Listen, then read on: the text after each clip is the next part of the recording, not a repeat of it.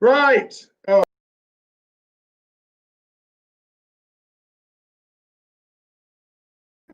Must be here somewhere. Yes, it's me. It's Tuesday night. It's cheese night. I am back in Cornwall. This is where it all started. You might remember back in, when did we first do this? March, February or something. And Tuesday night's cheese night was started on a wing and a prayer that COVID would end really quickly. It didn't, as we all know. Very disappointing. So we've had 6-8 months, whatever is getting us into October, and it's been wonderful reaching out and starting this little thing called Tuesday Night's Cheese Night. Now, I'm officially on holiday. I've got 4 days off. Woo-hoo-hoo. But that's the reason. No bowler hat, no apron.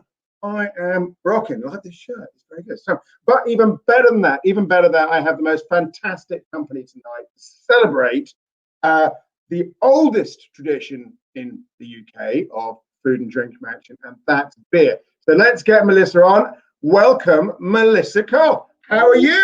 I'm fine. How are you? I'm absolutely in quite a good mood. So I think I mentioned this earlier. I'm really pleased you're actually moving because this has got a whole weekend at Bernie's vibe. So, you know, yeah, I'm cool with that. Even this bit, wrong side, this bit of hair isn't like, I don't know what's going on here. That's a lockdown hair, if ever I saw one. It proves that I have hair, which is important. Out of control. I need to go and get mine cut again. You have amazing lustrous hair. That's amazing hair. I wish I had half your hair. I wish I had a quarter of your hair. In fact, I'll take your offcuts. You know, come on. Right, Melissa, enough chat. You are a British beer legend. So you've got the elevator pitch. Tell us who you are, what you do. So introduce yourself to Cheeseland. So I'm Melissa Cole. I'm a beer writer, international beer judge. I also have just, in a moment of what can only be called COVID crazy, gone into partnership with some folks to open a small bar restaurant in Borough Market. I know I didn't tell you. Know that? You were going to spring some things on me. Wow, cool. Yeah. So for those of you who know Borough Market, you might know the Rake, which is a little specialty beer bar. And right behind the Rake is the Jubilee Kitchen, which they've built a lot of kind of static market stalls, for want of a better phrase. Yeah. Plumbed in and all that used sort to of be a bit of a sort of car parky kind of place. Yes, exactly. Yeah. So we're right by the amphitheatre seating, and we're doing great international and UK beers, and also some nice hearty food. So we've got a bit of a German vibe going on at the moment, and we're going to be playing around. Amazing. Are we going to have knockwurst and all that kind of stuff? Yeah, there's all that kind of stuff. We've got the most amazing pretzels and currywurst and spätzle and all sorts of fun at the moment. And we're just going to keep on mixing it up, and then we're going to focus very much on UK producers and UK produce. I'm loving that. So it is open, or is about to open? No, it is open. It's been open a couple of weeks now. So, and we are outside, and we've got lots of lovely warm blankets, and we've got lots of planters around the place to keep the wind off you. And if you want to come and snuggle up, we've still got rule of 6, of course, which is a bit of a blessing. Yeah. What's that? Yeah. Only 6 beers? Is that what the rule of 6 is? Yeah. If you come, you have to order 6 beers. Yeah, that's a very good rule. Very good rule. Which we've broken tonight because, well, it depends how you count really. Because I've got 4 beers. How many have you got? 1. Okay, that's more than 4. I'm about to get beer envy. Yeah, in fairness, have you seen the shelf? I'm reading the wrong way. Have you seen the shelf behind me? I mean, yeah. Do this all night. I'm guessing this is your spare room, except your spare room looks like a bar. It's my office. Actually, it's more my husband's office at the moment, seeing as he has to work from home and he has to be on calls 24/7, pretty much. So yeah, it's more my husband's office than mine, but it is actually my office, and a lot of my cold beer shelf storage is over there. Okay, well, that's the kind of office we like. I'm very pleased to welcome you here because, as you know, I'm a huge believer that beer and cheese go way back. They do. So food in the UK would do that. You know, there's the French word terroir, which I don't think we really have such a snappy word for in the UK. No. But it really does. It comes down to roots, and it comes down to territories and areas and locale and all the things that have become easy to dismiss as buzzwords, really. And I think that's a real shame because we actually are a nation of people with regional foods and regional drinks and regional produce. And whilst we're lucky enough to have a food network now, that connects us to be able to get that kind of stuff pretty much all over the country. We've become a little bit blasé about it. I think we have got blasé about it, but I am of the generation that believes the big group of people who thinks we have lost it, because I do think that although the geography is still there and the climate is still there and the geology and the maybe even the breeds, the knowledge is not. And the knowledge needs to overlay those things to bring cuisine to life. Because cuisine, in my opinion, is the understated half of terroir. So terroir is the physicality of a geography, whereas cuisine is the sociology of the geography. And that is, and I bang on about this till the cows come home or come in second time for milking or whatever the phrase of the day is, that is about what happens in the kitchen, the decisions made by the people in the kitchen, which historically has been the women, when they've gone, right, we're having this dish and we're using those herbs because they're coming on this time. We're using that cut the lamb because it's a slight whatever it is. And this wine or this cider or this beer makes the flavor complete. It completes the picture. And that sort of social decision making that gets handed down from mother to daughter to mother. Yeah, well, also you've got to remember that women were the brewers as well. So up until the Industrial Revolution, women were the brewers. So in exactly that same way that you're talking about, in that you would have used these herbs because they were in season and so on and so forth, that would have exactly applied to beer before the 15th century, because that's when the Dutch started bringing hops over. So okay, I'm feeling you need us to give us the 101 in British beer. Start at the beginning and take us through. You have 50 seconds. Okay, well, probably the oldest, as far as I'm aware, example of brewing settlement that we've dug up is actually in Ireland. It's not in the UK, but our islands obviously always interconnected. And what you used to have was gruit. So gruit would have been made would have been ale, which would have been made without hops. So it would have used things like yarrow, alecost, bog myrtle, anything else that was aromatic. It would have been probably spontaneously fermented, probably from a starter, a bit like the way that we think sourdough now. Up until the 15th century, when the Dutch started bringing in hops, and that was when beer and ale actually became two separate things, because beer, coming from B-I-E-R, the Germanic Dutch, would have been the hopped drink, and ale would have been the unhopped drink. So that's pretty much that's your. So put some dates on that. You think that you're telling us that hop drink, which is a really strongly British thing, this bitter beer, kicks off in about 1450, something of that order. Yeah, about that. Yeah, so a bit later. Okay, so I'm gonna go out on a limb here. That's what Tudors. Is that back then? Oh, please don't ask me. Okay, well, let's go with Tudor, and someone out there will correct us. So the bitter beer that we think of as uniquely British is about 500 years old. Well, you've got to bear in mind that, for example, yarrow and alecost in and of themselves are extremely bitter plants. So that bitterness would have been there to balance out the sweet liquid in the beer. So it's very difficult to tell whether fermentation would have gone all the way through, whether it would have had wild yeasts in it, so Brettanomyces, for example, which makes things very dry. It's very difficult to know that. You can't. Yeah. It's difficult to extrapolate that. But beer is always inherently relatively sweet in some way, shape, or form. So you need to balance that. So you balance that by using bitter herbs. Okay, cool. And let's face it, a hop is just a climbing plant with cones on it that you can use like a herb. I mean, it is. It's a readily available flavorant, without using e-numbers. Yeah. I mean, if we look at the development of taste, we see the climb of sugar in the last, well, basically since we've started bringing sugar in large production from the West Indies. The old flavor profiles would have had a much lower appreciation of sugar than we would, and things like bitter and acid were very prevalent in some of our early Cheshires and that kind of thing as distinctiveness. Yeah. Right. And I mean, again, as I said, it's very difficult to tell, but it's quite likely that a lot of these beers, if they did have wild yeasts in them, probably did what we call attenuate, which is ferment out to virtually negligible. I mean, there's not a sugar in beer, full stop. There's no sugar in cheese either. People will go, oh, I'm a bit lactic intolerant. And go, well, there's no bleeding lactose in cheese. So what do people know, eh? Right. So we're gonna start. I was going to go for Cheshire because Cheshire is possibly, along with the Gloucesters, our oldest British cheese. So I'm going to start there, but I haven't because we featured that quite recently. We've got Sarah Appleby coming on in a couple of weeks. So I've not gone there.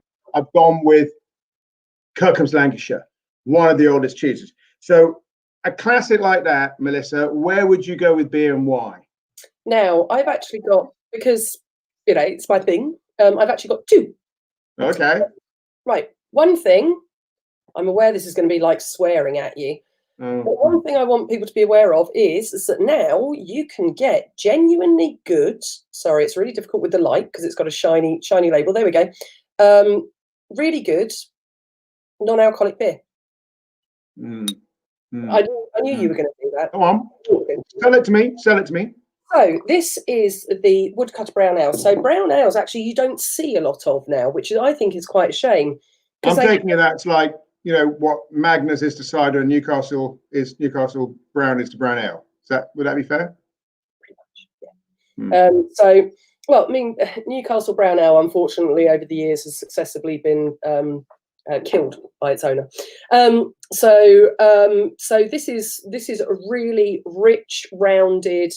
It's got little hints of a little bit of sort of cocoa powder. It's got a lovely hazelnutty character to it, and it's got a little bit of that sort of camp chicory, so the fake coffee kind of. Yeah. And it's really, really nice. And the great thing is it has got some roundness in it because actually, in fairness, sorry, lactose intolerant people, it has got some lactose in it. So you need that sometimes to put body back in where the alcohol has taken it, where the lack of alcohol doesn't give it. So. Well, I've got to match that, but pretty much only in colour, is something called Connor's Stout, Imperial Smoked Stout. It's not the same, is it?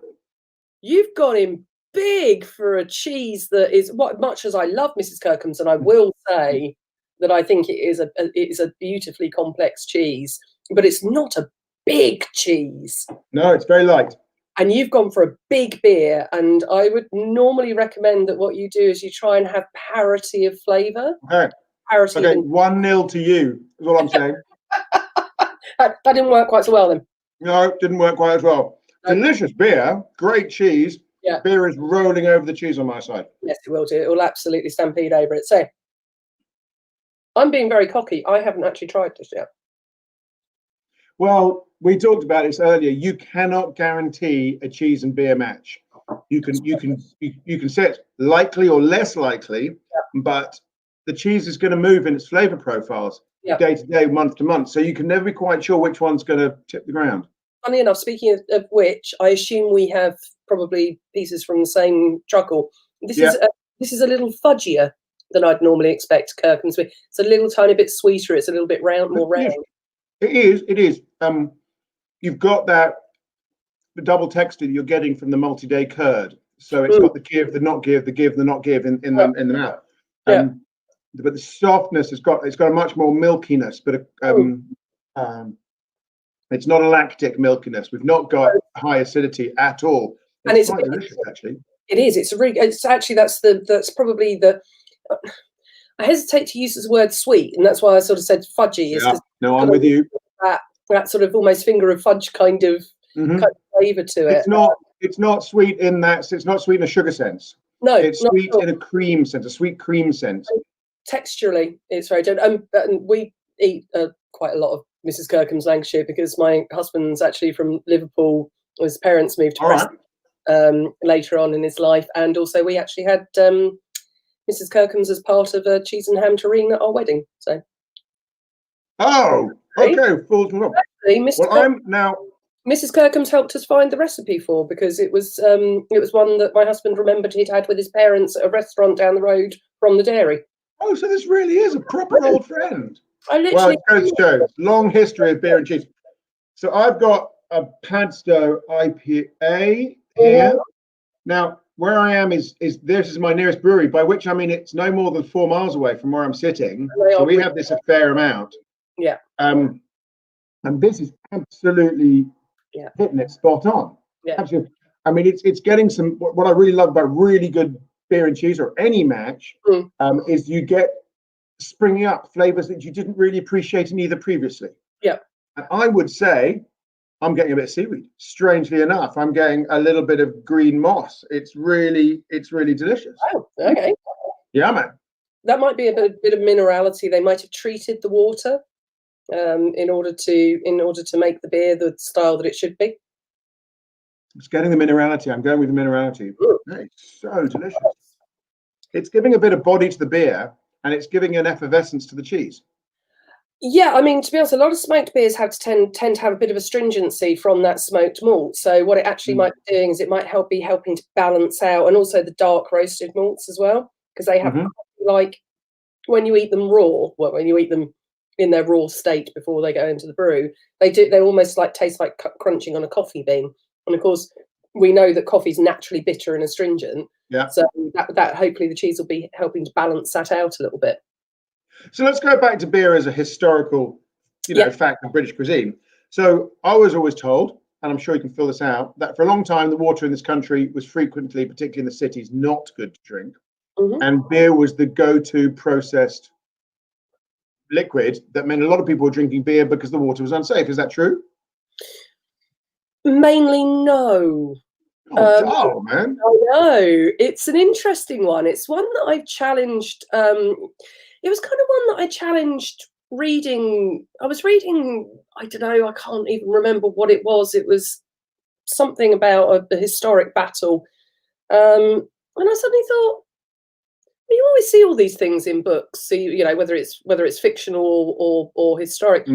Everybody's looking to be by water for two reasons. One, the men and the horses need water, and two, it means that it's very difficult to, if you camp with your backs to a bloody great river, it's unlikely anybody's going to attack you from behind. And I suddenly thought, hang on a minute, weren't all these supposed to be absolutely untenable and awful and all that sort of stuff? And I spoke to Dr. Annie Gray. I asked her a question on Twitter. She's a fantastic food historian. And thank you. Finally, you're asking the right questions and all this kind of stuff. Is she the ladies on Kitchen Cabinet quite a lot? Yes. Yeah. She's very good humoured. I mean, she's great to listen to. Yeah. And so she's, the whole point actually is that where this assumption has come from, which is an understandable and logical assumption to make, is that where this assumption has come from is actually because water doesn't cost anything, or certainly didn't cost anything then. Obviously cost things now. It never went in the household accounts. Yeah, no, I can sort of see that. There's a lot of things. If it isn't written down, it didn't happen. Which is, we see this in the cheese history of the UK, because it was done by women and often consumed where it was made. It's invisible. Yeah.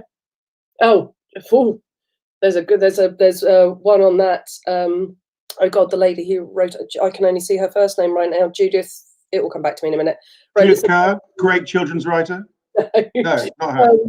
She wrote a very interesting book on the history of alewives in medieval times, and here's something that shows you that it's the same, different century, same shit. When women got men to sell their beer for them, they got roughly the same. The men got more, and it worked out in all the records that she looked at as roughly about the same as the gender pay gap today. Okay, same shit, different century. Yeah. Well, so there you go. I'm an equal opportunity consumer. I drink beer from men and women. I eat cheese from men and women. I'm not going to discriminate. Okay. Excellent. So Mrs. Kirkham, Graham Kirkham, who's making it now, awesome. Yep. But let's move on, because that is a really early example of British terroir. Yep. But as of the middle of the 19th century, we had the rise of cheddar. Obviously, cheddar predates that, but at that point, cheddar begins to be the Japanese knotweed of British cheeses and starts popping up all over from Scotland down to Cornwall. And so we better do it matching with cheddar. Say again? Japanese knotweed tastes a bit like rhubarb when you cook it when it's young. Is it? Oh, wow. Suddenly I like it a bit more. Okay, this isn't a typical cheddar. We've got, one of the reasons we've chosen this is because this is old in a different way. This is the half odd, which is the Holden family. So right up against the Atlantic, well, not the Irish Sea, up the edge of Wales. It's, I'm not going to pronounce this right, Langby near Lampeter. And Patrick Holden makes this now, one of the oldest proponents of organic cheese making, organics, and so one of the old, I think the oldest organic dairy in Wales.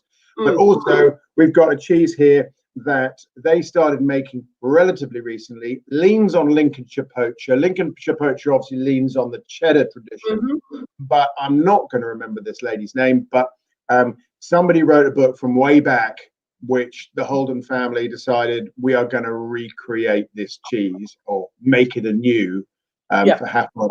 And it's created a real thing. And the other thing about this cheese I want to make the point is it's with Ayrshire cows. And this is the big misunderstanding about British cheese making, is so much of it is with Holstein Friesians, very impactful of flavour, very impactful of production. But Holstein Friesians only hit the UK in about 1950.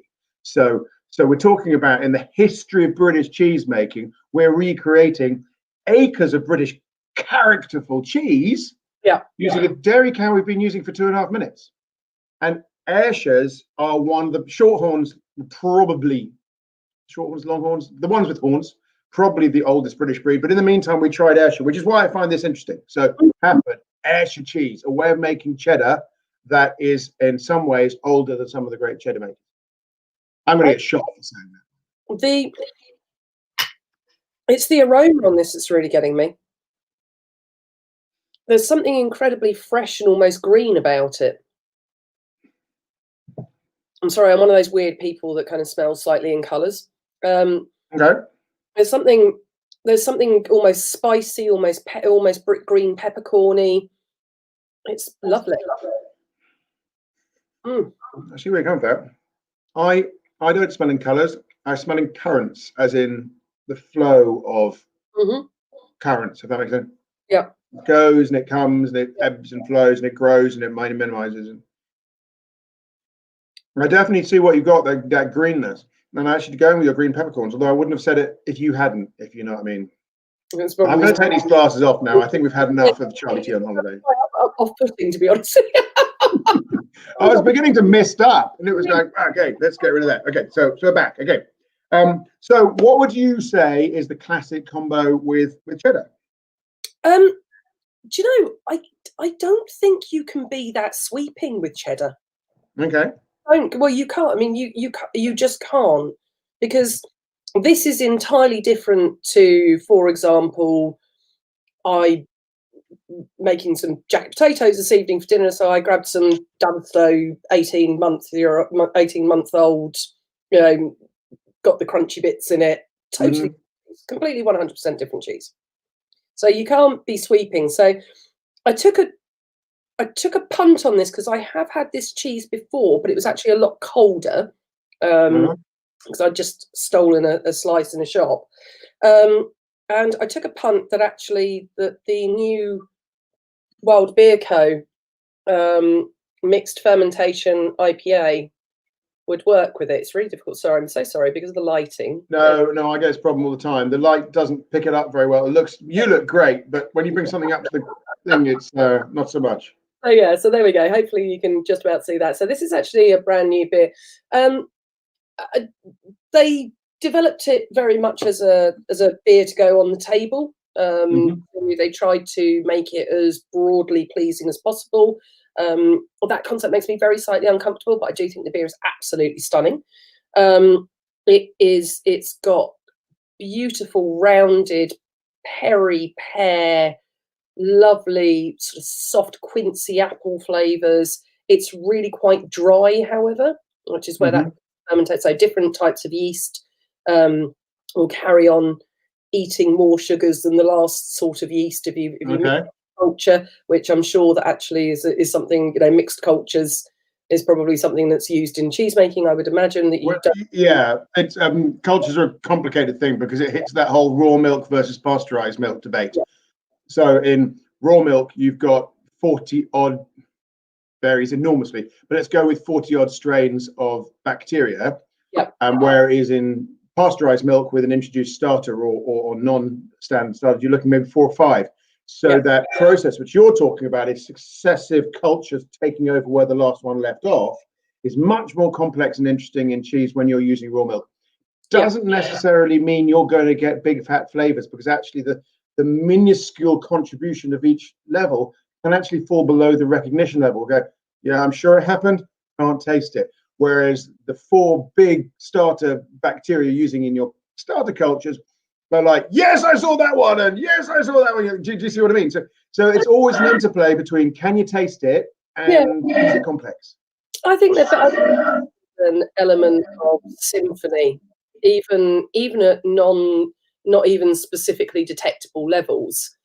I think there's always a bass note that runs through that would actually make a difference. So you can say that, for example, the Saccharomyces cerevisiae, the kind of universal fermenter that you will buy as a bread yeast or a beer yeast, or even as a wine yeast as your initial starter, that probably people would say, well, it doesn't really matter in this, but it does, because it will have a signature, and it will have a signature that will weave its way through, even if it's just a little tiny piccolo on the palate. And I do think that there is an element to say that just because it falls below the scientific level, we say we can taste things. I don't believe that it doesn't impact in some way.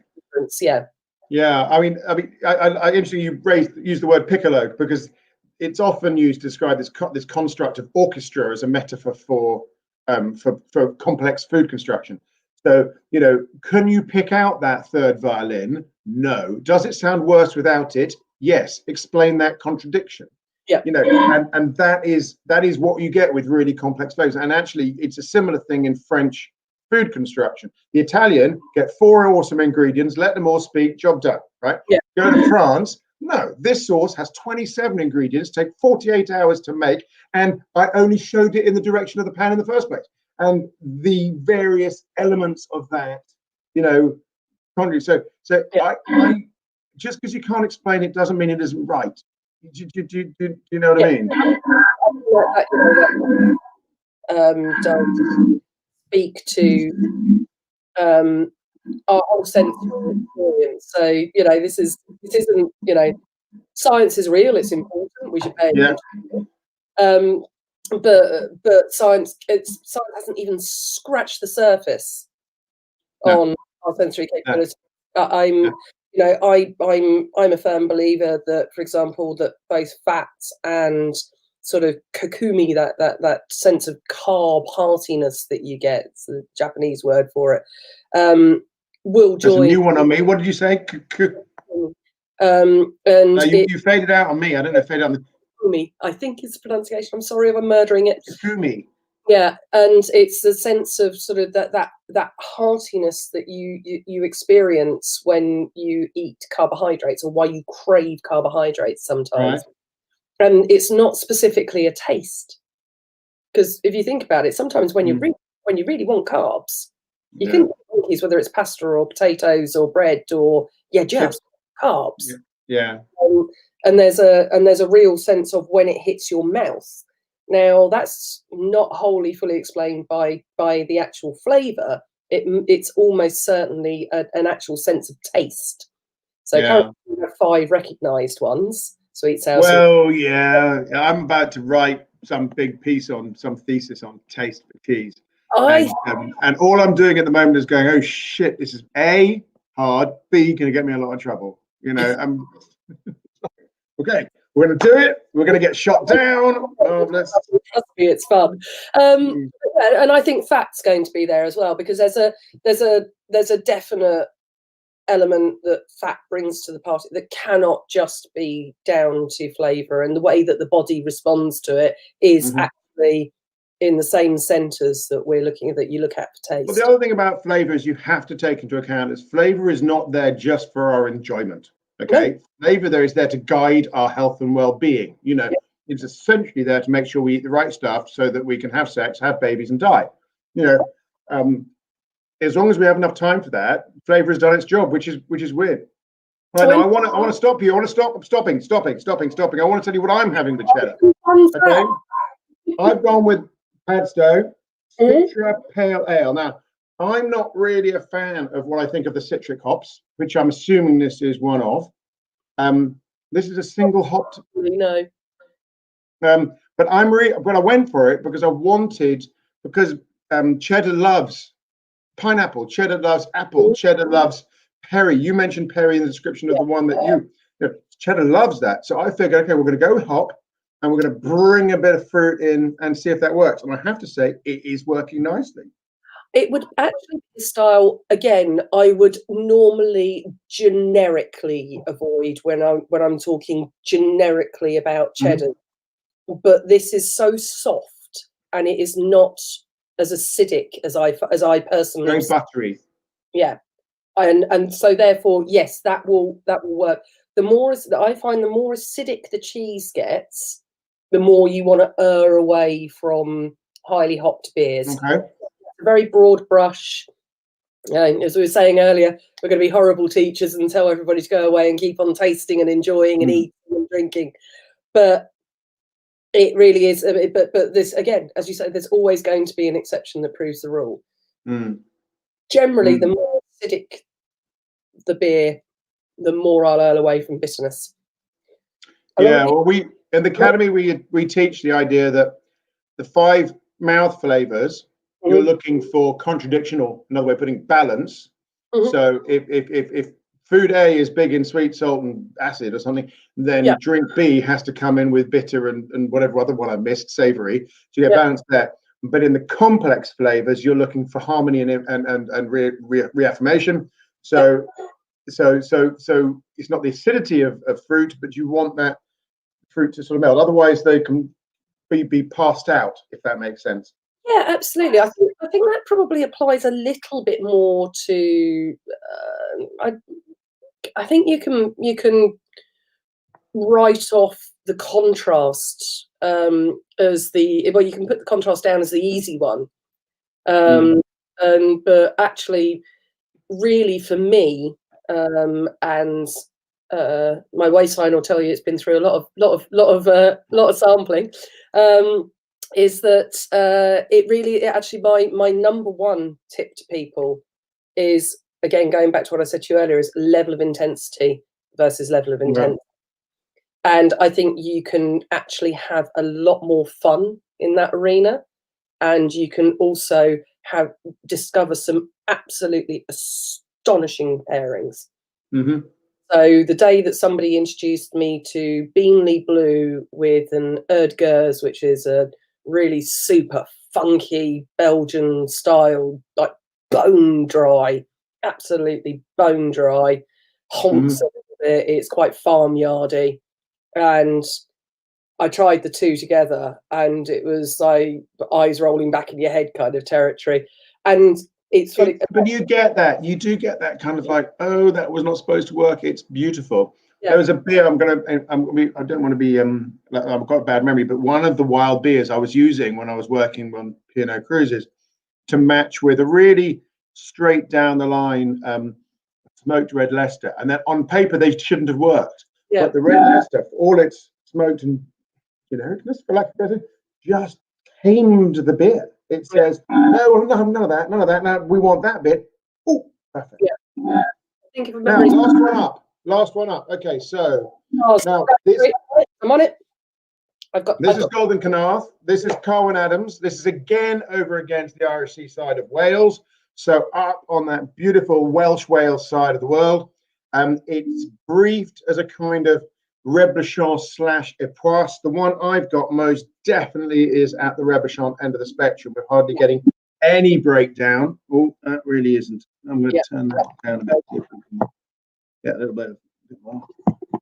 I've got right, that's better for me. Yeah, so you've got that slightly open texture, but I don't know if you can see that. There is no gooiness going in. We've got a small breakdown just under the skin. You can see that sort of ½ centimeter, and the whiteness.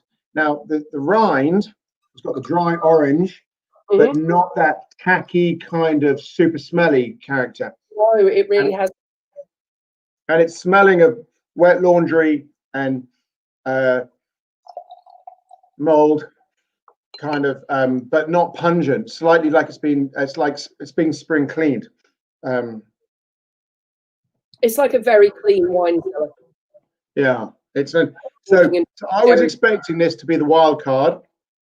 It's like a substantial flavour, but in fact, it's not. So I'm going to tone down my expectation. What is this? Well, I just switched beers. You've switched beers. Okay, tell us why you've gone for what you've gone and why. I mean, why? What? Not enough people know enough about lager, and you can get some astonishingly different lagers from what you think of the bland, fizzy Euro. Yeah. Whatever you want. I'm trying to get. There we go. So, Orbit. Stick it out. So beer. A very bad pun.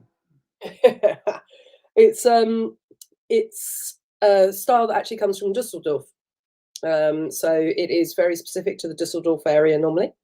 And this specific one is the style was normally only released by a very limited amount of breweries and only on tap at this time of year. And the guys at Orbit absolutely love one of the breweries out there, and this is their homage to that style. Now, this is also, as you can see, not the colour you would necessarily associate with a lager. No, so, no. I was swore blind that's not lager. Yeah, and it's also 6%. So now this is all little bits of very slightly burnt currants on the edge of a cake. Got a little bit of that plummy, pruny thing. And a little again, just a little dusting of cocoa powder. And all of that is coming together in a beer that has been lagered. And that's actually the biggest misconception. People think lager is actually a style. In my eyes, it's actually a process. It comes from the word lagen, which means to store. And these beers are stored for at least 6 weeks at very low temperatures in order to let them mature properly. So that is what lager is. That's where we get the word from. It's how lager really should be made. Okay. And is it working? Oh, it's fantastic. Can I stop talking now? I've been through my 4 beers, and this chap, my stout, is rolling over the cheese again. Still a failure. This one, which was by committee from Paso Brewery, I'm going to be honest, the combination was awful. A real sharp up the middle of the face kind of like, not eye winker in the fun sense, but eye winker in a kind of sour bitter sense. Completely failed to make the most of each other. I went back to the Mayday Citra Pale Ale. Just didn't. So I'm Old Faithful IPA Padstow, gentle pleasure, working really well. Yeah, I think for me, my 2 favourites have actually definitely been the darker beers, which is funny. So I really did like the pairing, but the 2 darker beers sort of bookending there. Now, the only other one I would have really liked to have tried, but I think we've run out of time. We have run out of time. Technically, we ran out of time 10 minutes ago, just saying, but you know. Is the Little Pomona Dead Flowers cider from the lovely Susanna at Little Pomona, and I think that would have also gone beautifully with the last cheese. So before we finish, I have to say you've just written a book, right? So I'm going to tell people about that, right? Whoa! Yeah, this is my shameless advertising going on. Yes, shameless advertising. We're all going to make a living. So this is the Little Book of Lager. So this is the new book. So the Little Book of Lager. So this is just a romp. It's a really easy, accessible, makes a lovely Christmas present or present for any friends. It's not expensive. Go on, sell it. Oh, there we go. Oh, no, there we go. It's what it's all about. It's incredibly briefly in depth. It's where my journalistic training has definitely come to the fore to be able to tell a good story in a short time. Yes, no, I had a lager today from the Harbour Brewery, which I believe is one of it's also to do with Paso Brewery. I'm not really quite sure, but at a local pig, one of the pig hotels, absolutely delicious. I've never been a fan of lager, and I absolutely adored it. It was really good. Harbour, very good people. Yeah. Okay. So, Melissa, that's not close enough. Let's get back in close to you. It's been a pleasure to talk to you. Thank you so much for your knowledge. We have to thank the Fine Cheese Company for sending us both cheeses in my God, condition. I'm bored this weekend with these. Yeah, the Halford is one of the great underplayed cheddars of the UK, and this Kirkham's is at his best. He's had an extraordinary year, as everyone knows, where he thought he was toast, and then thanks to the naked beer drinker or naked chef or whatever his name is, it went tonto, and he's back in the game, which was great. How's your been? You had a good year? Have you done all right, COVID permitting? Yeah, I mean, it's been confusing and bewildering, and the book was supposed to be out in May, and then it was delayed until just now, and but yeah, I mean, to be honest, I'm lucky, I'm healthy, my family have all been fine, and we've got roof over our head and all that sort of stuff. So, yeah, at the end of the day, can't complain. It really could be a lot worse, and any stress I've entirely bought on myself, really. Yes, no, me too. Yeah, no, I've managed to have a pretty awful year in every way except for the important ones, which has been fine. But it's just like, what is it about? Everyone has just tried to do everything this year twice as fast in 4 different ways, and it's been quite hectic, which is why we all need a holiday. We all need a holiday. Yes. Right. We did sneak. Down the line, I'll see you in the green room afterwards. But in the meantime, let's get back and tell everyone, learn about cheese, learn about beer. Say thank you to Melissa. You are an amazing person. I will see all you guys next week. I can't remember what we're doing next week, but I'll be back off holiday. It'll be 5 times as good as it always is. Happy cheese eating.